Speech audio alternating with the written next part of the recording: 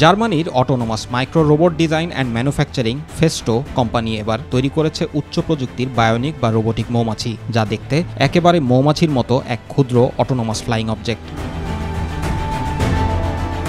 এই কৃত্রিম বুদ্ধিমত্তার বায়োনিক বি এর ওজন মাত্র 34 গ্রাম, এর দৈর্ঘ্য 22 সেন্টিমিটার এবং ডানার বিস্তার 24 সেন্টিমিটার। পাশাপাশি এটি হতে যাচ্ছে বায়োনিক লার্নিং নেটওয়ার্ক দ্বারা তৈরি করা সবচেয়ে ক্ষুদ্র আকারের অটোনোমাস ফ্লাইং অবজেক্ট।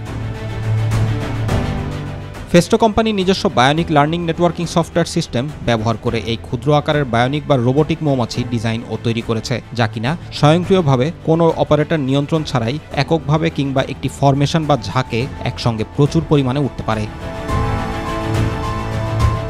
এই কৃত্রিম বায়োনিক মৌমাছি প্রতি সেকেন্ডে 15 থেকে 20 বার ডানা ঝাপটাতে পারে এবং এটি 180 ডিগ্রি কোণে উড়ে যায়। ক্ষুদ্র আকারের ফ্লাইং অবজেক্টে একটি খুবই হালকা ব্রাশবিহীন মোটর দেওয়া হয়েছে, যা সুনির্দিষ্টভাবে নিয়ন্ত্রিত যান্ত্রিক সেটআপের মাধ্যমে এটিকে আকাশে ওড়ার সক্ষমতা প্রদান করে।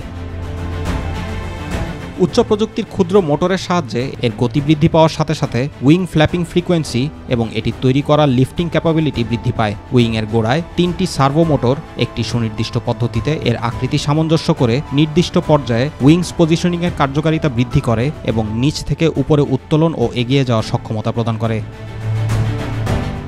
জুবার রহমান, মাই টিভি নিউজ।